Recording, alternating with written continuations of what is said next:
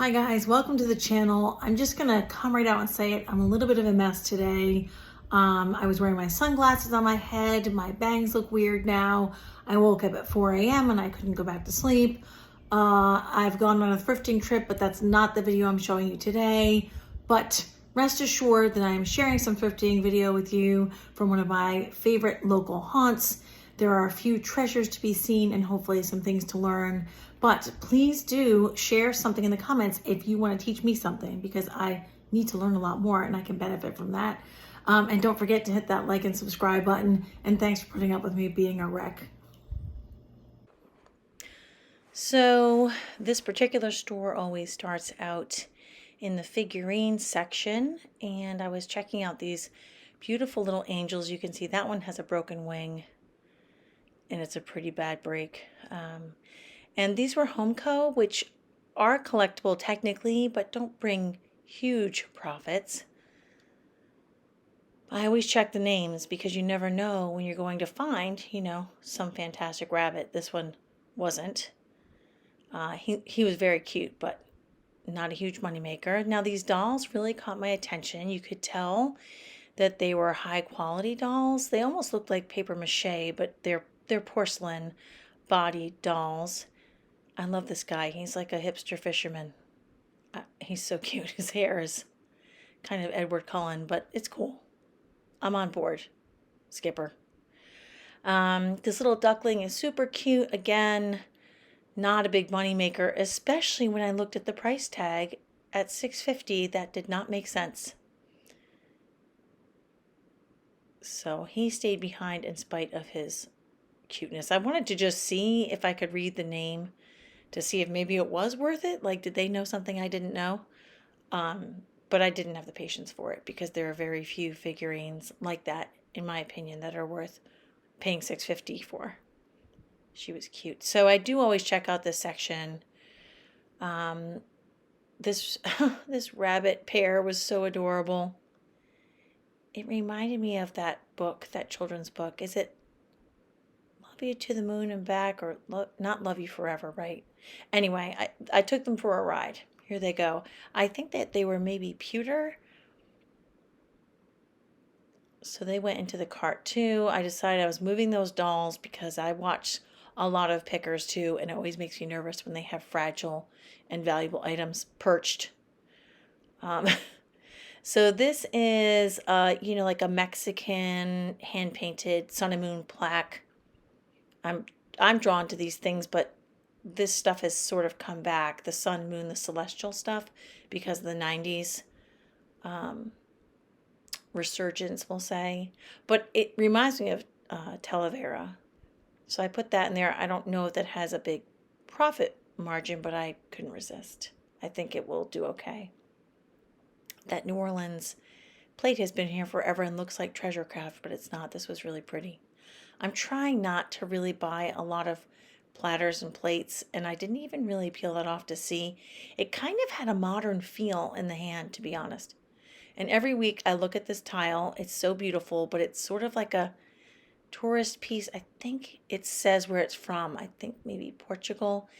So I wasn't really sure. Is someone online going to want to buy sort of a tourist piece from Portugal?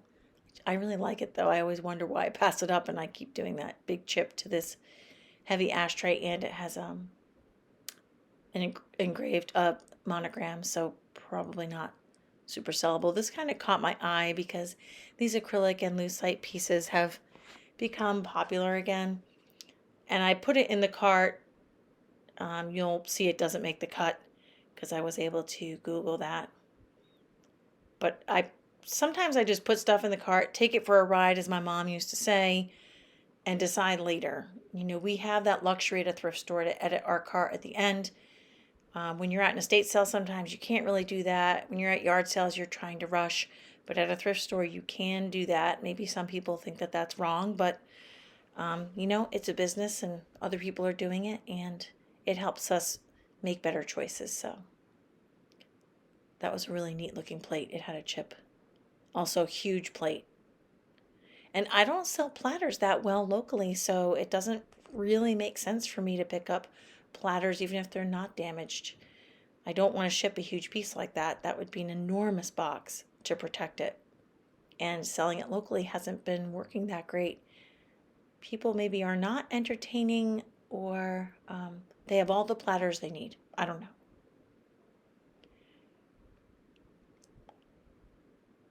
This pottery used to be very popular, this brown drip glaze type stuff. I actually can't tell if that's vintage or modern. I did like the look of this canvas back duck planter. He was kind of quirky and kitschy. But I just wasn't sure at $7.50 that I was going to be able to find someone who needed that in their lives. So he stayed behind. I do like this aisle, the planter and vase aisle. I have had some good luck here before. Lately, I will say it's been slim pickings. This was actually sort of attractive. At $5.50, art pottery that probably isn't super high quality doesn't make sense.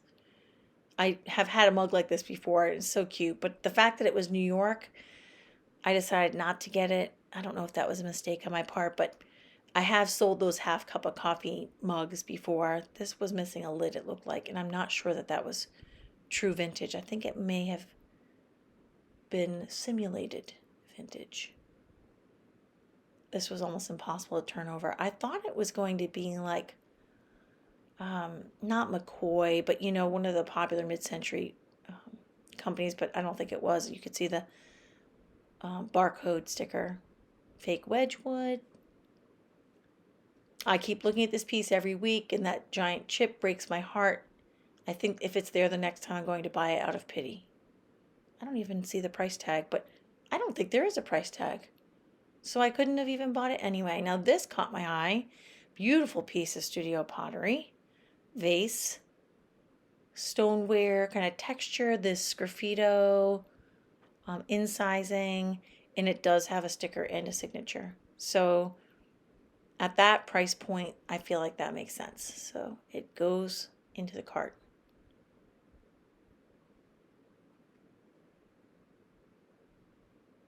It's a little tricky sometimes to scan the shelves while you're filming. I've heard other pickers and YouTubers say that. Now this was enormous. Beautiful. Had a Talavera type look. Reminded me of some Italian pottery too. So beautiful and huge. So not an item to ship, at least not for me. And I wanted to show you, I got those brass horns. I wasn't able to record that because I believe there was someone right on top of me in that aisle, which is interesting when you have a huge store. So this swan is so beautiful and so broken. He had like see the fracture? Sometimes I think I should have bought him just to save him from the landfill. I guess maybe, no, I think he's fractured maybe on both sides. That's Yadro, clearly marked. Could be worth some money. I saw some really, I think I looked that one up in the store. I saw some widely variable prices on him, and what a heartbreaker to not be able to get him. But $75 to hundreds of dollars for that piece, and I've never seen it before. But I just think with that level of damage, it wasn't going to work. How could I ship it without it fully breaking? Even if someone wanted to buy it cracked.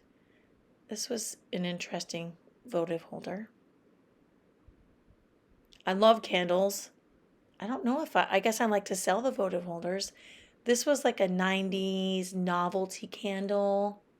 And I think a few weeks ago I put it in my cart, but at $5, I don't know if I would ship that. I don't know if they're worth a lot. I think they aren't. This mouse was really cute. He is also cracked. Yep, there you can see the crack right up the back. Adorable with his cheese. Couldn't come with me. I think this is Maple City pottery. Yeah. Not a huge resale value and sort of not a tourist piece, but similar to a tourist piece. I haven't had good luck with things like that, so I disciplined myself to leave it behind. More discipline.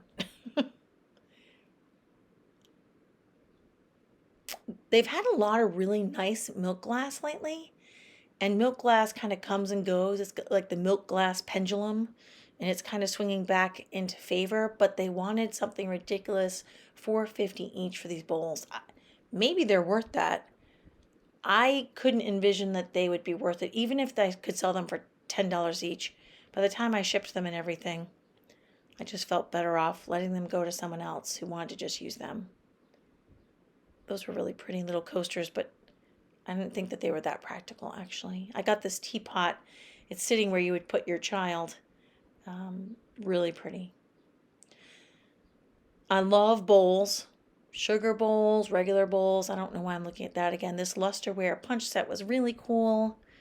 $25. I looked that up in the aisle, and it was $80 retail. So with shipping, it was not going to work great. These fooled me. I thought they were some kind of art pottery. They were not.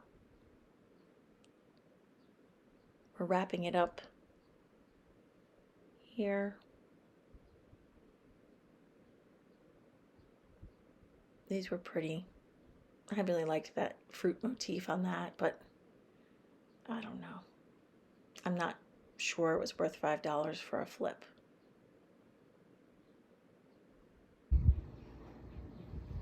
Okay, so I wanted to do the haul for this shopping trip to the thrift store, and I wanted to kind of keep it quick, but there were a few highlights that I thought were worth mentioning to help you guys, since I'm not able to look up everything in the store while I'm shopping. I find that actually pretty hard to do.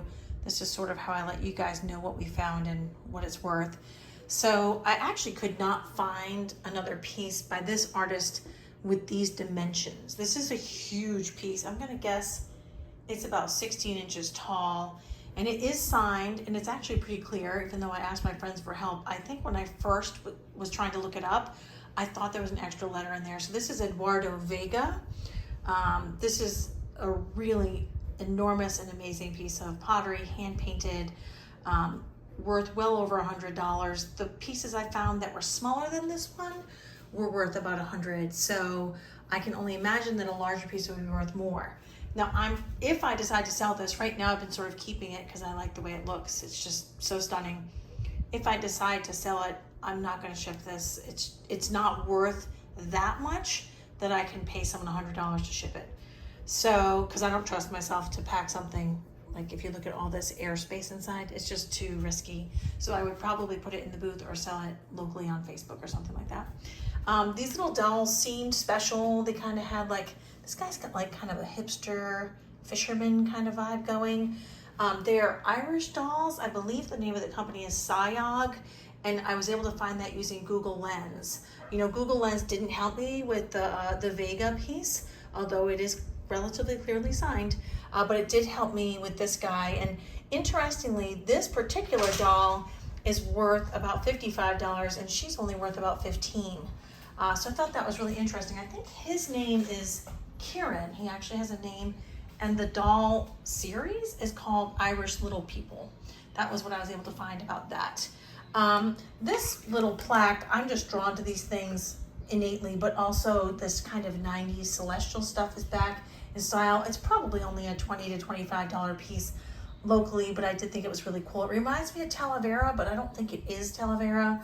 It's not really shiny, but I do like how it has these images embedded in the crescent moon. That's a little bit different. So it just needs to be cleaned up. I haven't even had a chance to clean it because I had to dig all this stuff out of my car. All the pickers know what I'm talking about. It gets kind of crazy, but I'm gonna clean that up. This huge brass steer skull, these can sell anywhere from like $50 to like several $100s, and if you go on First Dibs or something like that, you know, $1,000. But I would guess if I wanted to ship this, it would probably be about $100 to $150. I might just sell it locally in the shop or on Facebook, because shipping it, if you look at those dimensions, I think it's like 16 inches between the horns. I'm gonna have to have a huge box. It's kind of heavy, and I do free shipping, and that is just gonna take away a lot of my profit. So I think I'd rather have a slightly lower price and sell it locally and make it easily available to someone so I don't have to ship it. This is a haul teapot. I think this one was about $8. And this particular pattern, I was able to use Google Lens. I think it's called Los Angeles. It's in really good shape. My friend Jennifer helped me out because I was in the store and I really don't do a lot with teacups and teapots. But this one was in really good shape, and I actually sent her a text. So kudos to her. Thanks to Jennifer, the Condor of the Carolinas down there, for helping me out with that. That's probably, I think I found the exact one online. I paid $8 for like $44. So well worth the pickup on that one. This shaker, I had just never seen this before. It doesn't have its lid. So I may just look for a lid or sell it as is. It's super cute. I almost want to find a less desirable shaker and take its lid and put it on this one. So this is like, what's your number? It's probably like a 70s. I wonder if it says on here. To me, that says 1970s, like kind of like, what's your sign, babe? But anyway, you have to like add up all the dates of your birthday, and you get a number, and then it tells you if you're reserved or generous. I think I was cheerful, which is sometimes true. Anyway, this piece, I'm always drawn to studio pottery. It's really important to identify the potter. There are groups online, studio pottery groups on Facebook that you can join. If you are polite and you follow the rules, they can help you. There's the Marks Project online, which I think is harder because for me, it's always easier to learn from other people than to try to learn from like a book. So if you're nice about it and you follow the rules, it's very likely people can help you identify the potter. Now, this has sort of a matte texture. It's like kind of like stoneware. You know, you can see this sort of the speckling. It does have, luckily, a sticker on the bottom, and also the artist's last name, Wright. And it has this beautiful sgraffito striping here. Sgraffito is this incising that you see where they cut into the clay to make a design. I think that's an Italian word. Hopefully I'm saying that correctly. Anyway, that artist, with a little bit of research, is Larry Paul Wright. It is a vintage piece. I actually really couldn't find many works by him online. And when I see that, I tend to put the price really high. I might put 150 bucks on it just because I can always bring that price down or run a sale, and there's not a lot of work out there by him. It turns out he used to be a firefighter out in Colorado, which I thought was really neat that, you know, he's doing he's got the gross motor skills down with fighting forest fires, and then on a lesser scale, he's working with fire to make beautiful art. I thought that was really cool.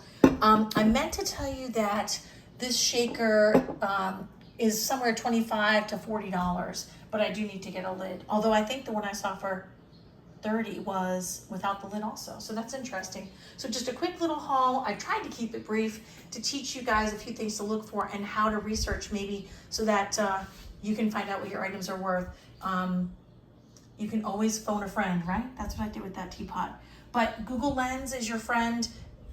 You know, walk around antique shops, look at things, and you'll learn things as you go. Look at the tags, read what they say, and you'll train your eye, and you'll start to recognize pieces too. So, yeah, thanks for tuning in. I hope I was able to teach you guys a couple things. Thank you so much for joining me on this little thrifting adventure. I hope you enjoyed it. I really appreciate you showing up and staying until the end. Please do hit that like and subscribe button, and don't forget to never stop searching.